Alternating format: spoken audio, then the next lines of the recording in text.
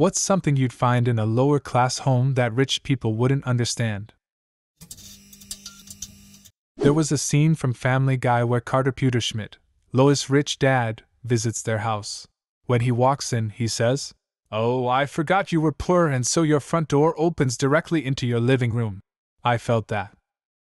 The front door opened into my childhood bedroom that I shared with my two brothers. We used the back door exclusively. Glassware. That is actually novelty fast food cups and mugs stolen from work. And all my fancy glassware are from the liquor gift sets, lol. A lot of unfinished renovations. My life growing up. We had random test paint spots on so many walls. We tore down the wallpaper in the bathroom but then never did anything after. We were supposedly going to redo the floors in the bedrooms, so I was allowed to draw all over my room in middle school, and we never did those, and it looked so bad and was so embarrassing. I felt like a total a-hole once. I was visiting someone for coffee, and something spilled, so I was helping wipe it up. A single AA battery rolled toward me on the counter, and I asked if it needed to be someplace, and was told it went in a drawer. I opened the drawer, and there were several batteries, but none in packages. I said, "Damn, don't you hate it when you accidentally destroy the packaging getting a couple of batteries out, and then have to find a place to put them all?" It turned out they didn't leave batteries in small devices. They just put them in to use the item, then took them back out and saved them to use in something else when needed. Wow, I've never heard of that before. Smart if you've dealt with corrosion from a leaky old battery. Sad if it's for the reasons it sounds like. No towel is ever the same, just random odd towels and face cloths. Bonus points for beach towels with Disney characters on them. Obviously depends on the person, but clutter. Rich people often have more space and more options for organizing their things out of sight. Poor people have fewer places to put things and often a harder time letting go of stuff because what if they need it later and can't afford a new one? My last apartment had a storage space. That was a weird indentation that was like 1 foot deep. Too shallow to actually store anything in. But we had nowhere else to put some of our stuff. Some people will be like, just get rid of the stuff you don't need, which is hard for poor people. But also I think most people forget that winter exists. Where the fuck do you expect me to leave my Christmas decorations and heavy winter coat during the summer? My bedroom is the living room of our trailer. I tied a rope from one wall to another and draped a blanket over it so I have somewhat of a wall. The bathroom at my house growing up never had a door, just a curtain. It really sucked because it was between the bedrooms, and I had the curtain side. No privacy in the bathroom or in my room. We bought a house a few years ago, and we have a curtain for a door on our bathroom. I had just saved up the money to get a door put in when COVID hit. But we're so fancy, we have 2 bathrooms, and the other one has a door. Back when I was a kid, the needle-nose pliers we changed the channel on the TV with.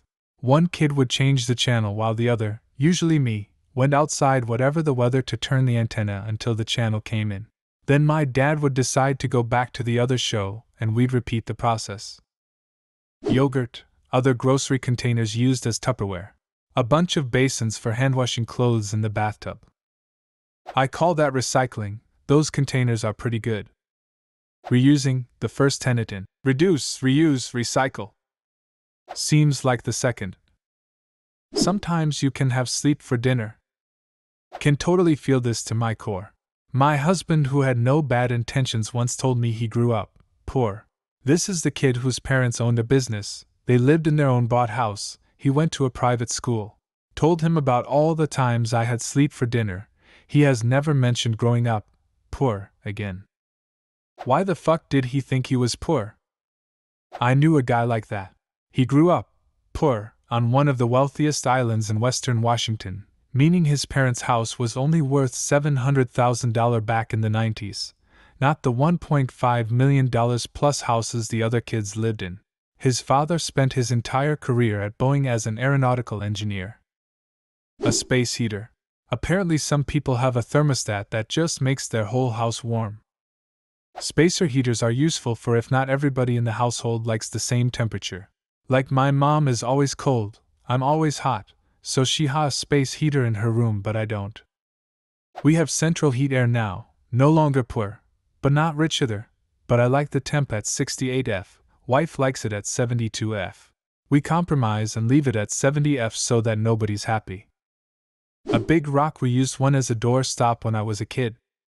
Us too. I think they make great doorstops actually. Get a nice colorful piece of granite stone, looks elemental and postmodern. Rich people pay crazy money for a rock doorstop. I think Western poor houses would tend to be more cluttered. You can't rebuy things easily, so you end up keeping around doubles of things you already have, or extra things you aren't using but might need sometime, because you don't know if you'd be able to afford it in the future. My dad wouldn't let his partner get rid of any of the double kitchenware they had after moving in together in case they broke up and he had to buy it again. So now they have 3 bread knives, etc. That's true, but I also know folks with money who have junk all over the place. It comes from having enough room that you can just dump your Christmas junk in a room and close the door till next year. Or your kids get so many toys that they never open them all. Free furniture. Mismatched, chipped, broken, found on roadside, marked free. Not enough chairs to seat the whole family for a meal. The folding chairs being in constant use. Buying office chairs used for $15 to $20 bucks and making them last 5 years. My folks found a couch on the curb and picked it up.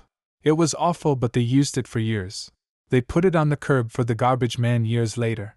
Someone took it. A few days later, it was returned on the curb. Who does that? LOL. I had an old school big screen projection TV got would quit working as soon as it warmed up. I put it on the curb. It lasted less than an hour before a guy down the road got it. Later that day he put it back on the curb outside his place, and somebody else got it. For almost a month I would see it randomly in front of different houses. I like to think it's still out there swapping houses every few days. Using the larger plastic shopping bags as trash can liners. It's giving single-use plastic a second use. It's environmentally something. I actually do this.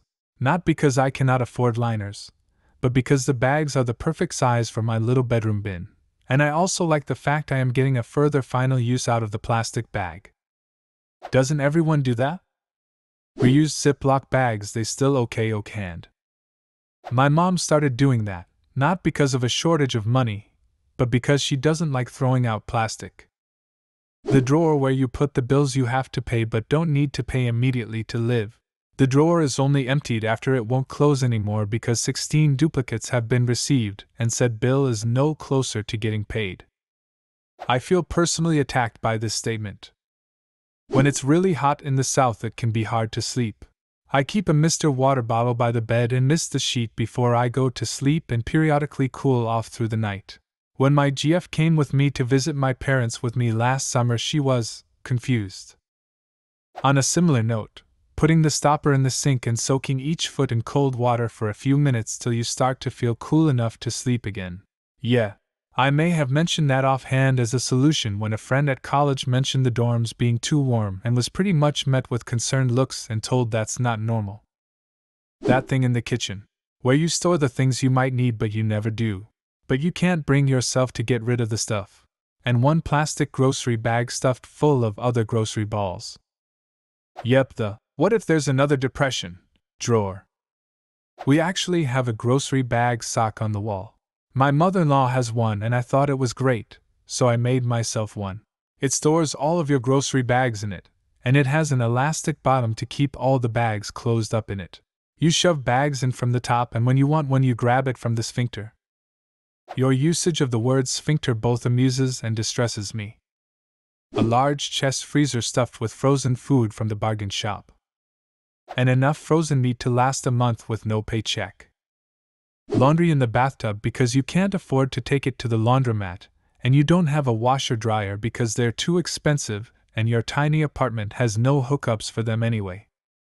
Yeah, once you can afford the drop-off and fold you know you've made it in this world. I had the weirdest feeling in college when I did the math and realized it was cheaper to have someone else do my laundry than do it myself at the laundromat. I was living in student housing and the only options were the coin-op laundromat or the attached wash and fold. To this day I do not understand why it was cheaper, not including my time, just actual cost, but it was one of the few moments in those days I felt rich. Multiple, uninsured, unregistered, uninspected, broken down cars that show no sign of restoration. Mismatching lawn furniture, front yard, an above ground pool, several grills, smokers, a chain link fence around the property with a snarling Rottweiler, a sign that says something about forget the guns, beware of owner on the front door, a bright red sticker from code enforcement stuck to the front window, a pink flamingo, welcome to Florida. My ex was wealthy and never understood why I don't answer phone numbers I don't recognize. We just never did that at my house, and now I understand it was probably to avoid debt collectors. A lot of people also don't, just because spam calls can be much more common than legitimate calls when you don't know the number, so that's another reason. I always just say if it's important they'll leave a message. He must have listened to a lot of recordings about his vehicle warranty and people speaking Chinese. A pot with oil on the stove to reuse for later. Or bacon grease in a coffee can, when metal ones were still in common use. I remember my grandma saving the fat drippings in a little cup, which my dumbass would occasionally mistake for applesauce. What things are only found in lower class homes? Leave a comment and subscribe to the channel if you want to see more videos like this one.